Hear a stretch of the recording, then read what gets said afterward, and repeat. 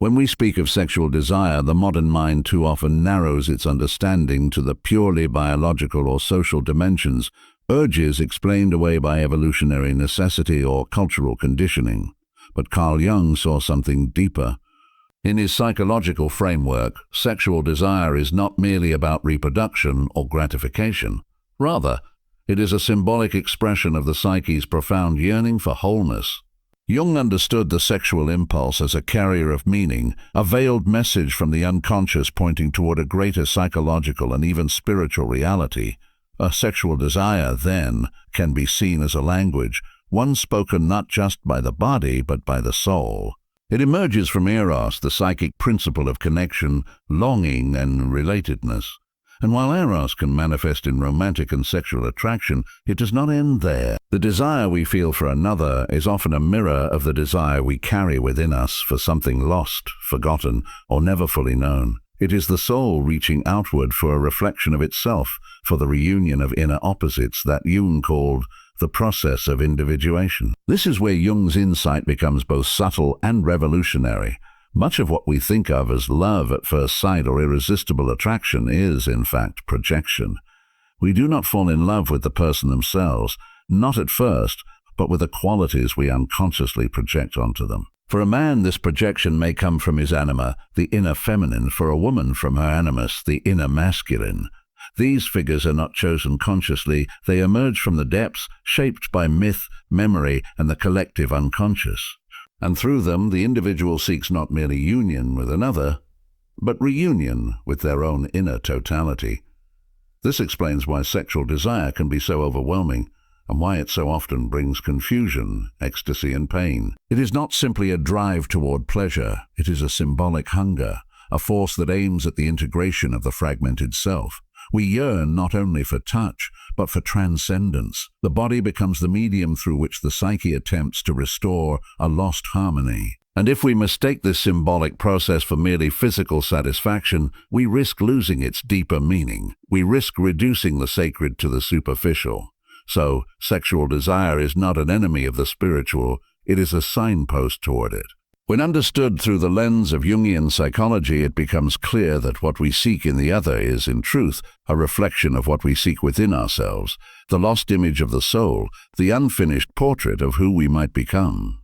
Jung challenges us to listen closely to the messages hidden within our desires, not to repress them, not to obey them blindly, but to understand them as part of a greater conversation with the self.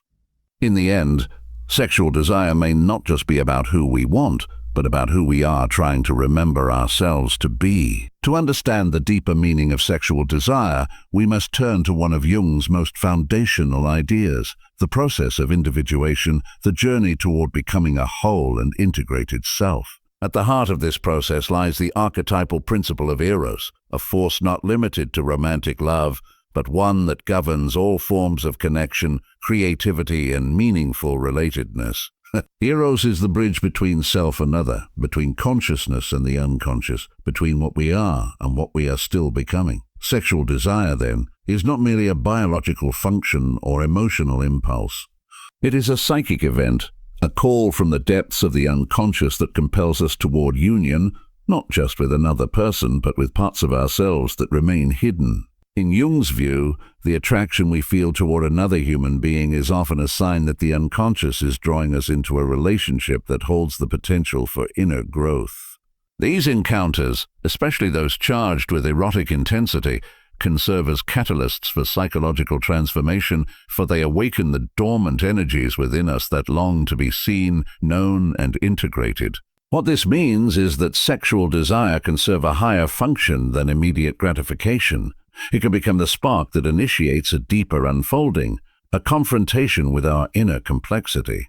A relationship rooted in authentic erotic connection, when approached consciously, becomes what Jung referred to as a conjunctio oppositorum, a sacred union of opposites. Not just man and woman, but mind and body, spirit and instinct, conscious will and unconscious longing. This union is at the core of individuation.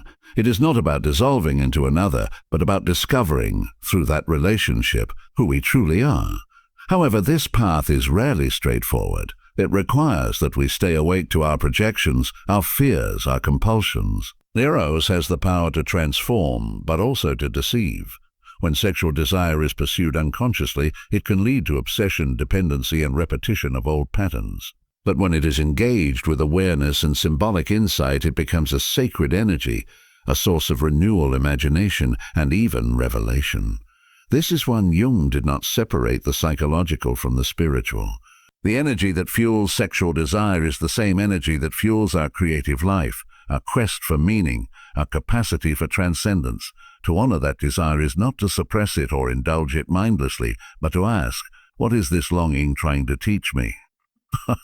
What part of myself is trying to be born through this connection, through this yearning? The invitation Jung offers is clear.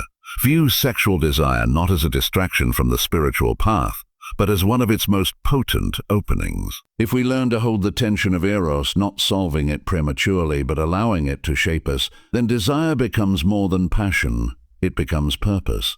Desire consciously held is no longer just about union with another. It becomes the beginning of a deeper union with the self. One of Jung's most penetrating insights into the nature of love and sexual desire lies in the phenomenon of projection.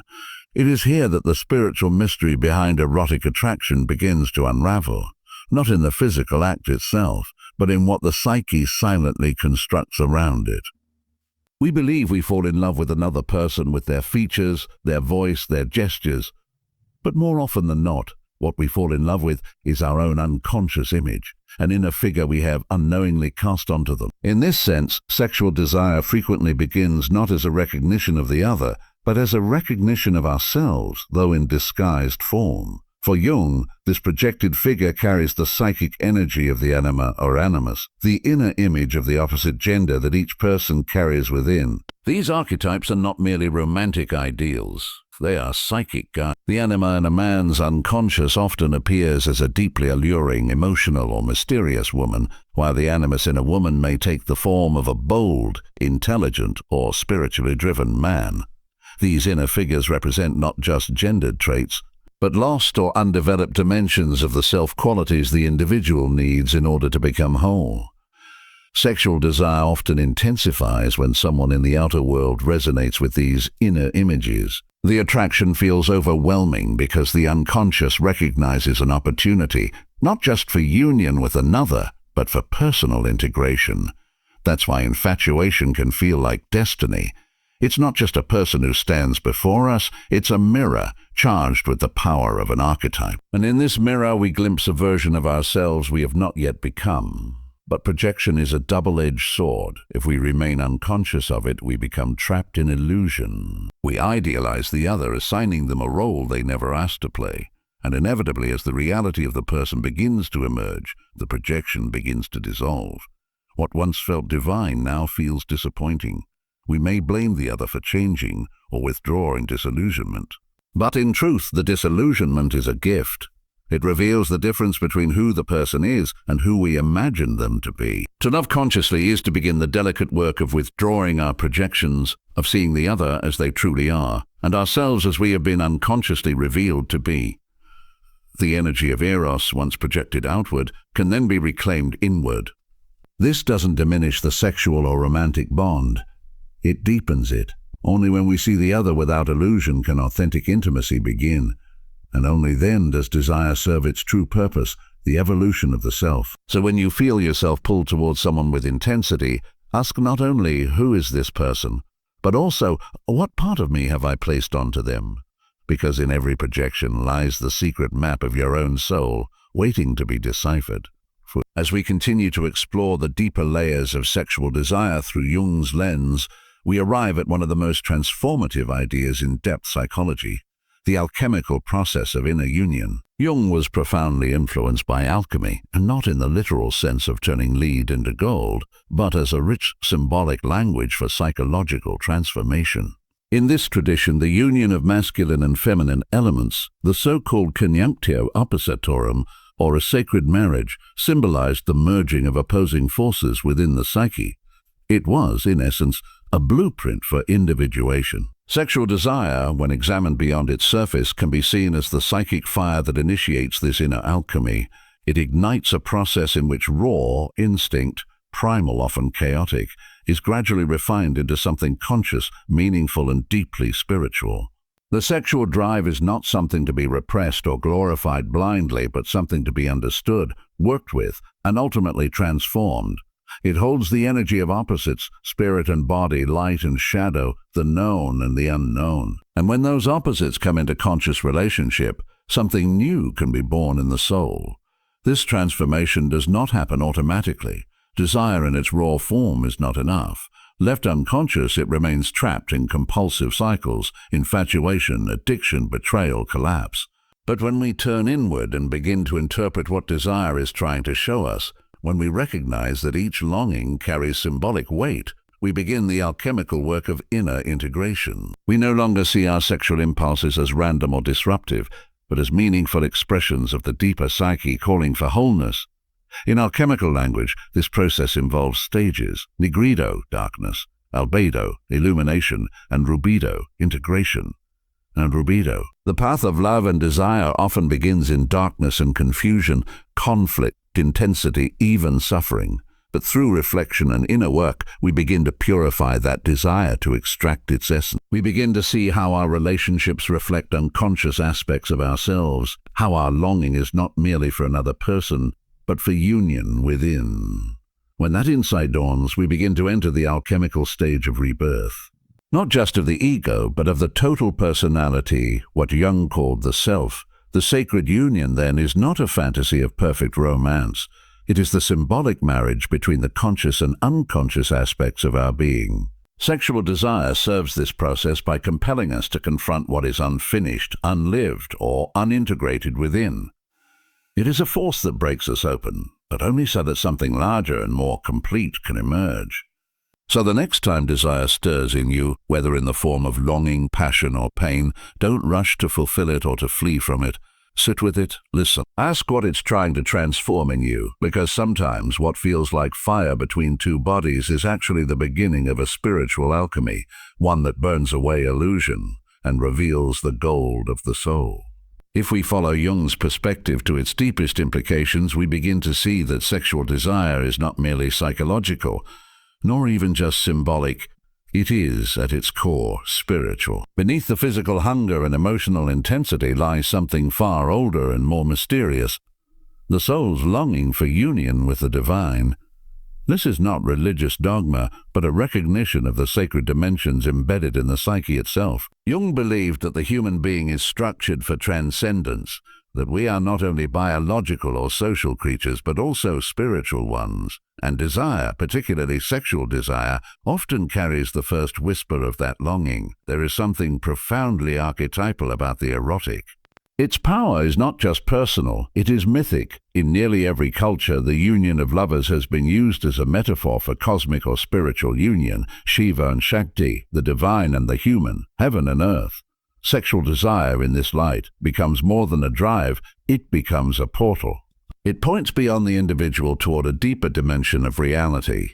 We may think we are simply drawn to another person, but often what we are seeking is something larger: wholeness, transcendence, even a fleeting encounter with the numinous. This is where Jung's thought takes us into subtle territory. He did not mean that every sexual impulse is sacred in itself, or that we should romanticize all forms of attraction. Rather, he invited us to see the spiritual potential within the erotic, if and only if we bring consciousness to it. Without awareness, desire remains compulsive. With awareness, it can become revelatory. It can guide us to the places in the soul that have gone unloved, unspoken, unseen. The person who awakens desire in us is often not the destination, but the signal. They call something forward from within us that was waiting to emerge. When we approach sexual desire in this way, something remarkable happens. We stop seeing it as a problem to solve or a need to fulfill, and begin to engage it as a message. The desire for another becomes a mirror reflecting our desire for meaning, beauty, wholeness, for contact with the greater self, the inner God image Jung believed lived in every human being.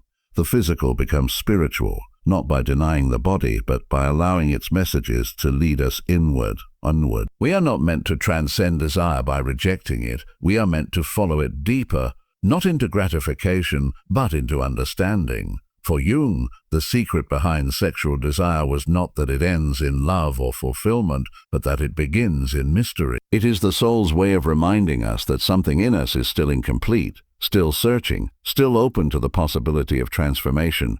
So when desire arises, ask not only who you are drawn to, but what you are being drawn toward. Because in the end, desire is not just about reaching outward, it's about being called inward, to a place where the soul remembers its origin and dares to seek its completion.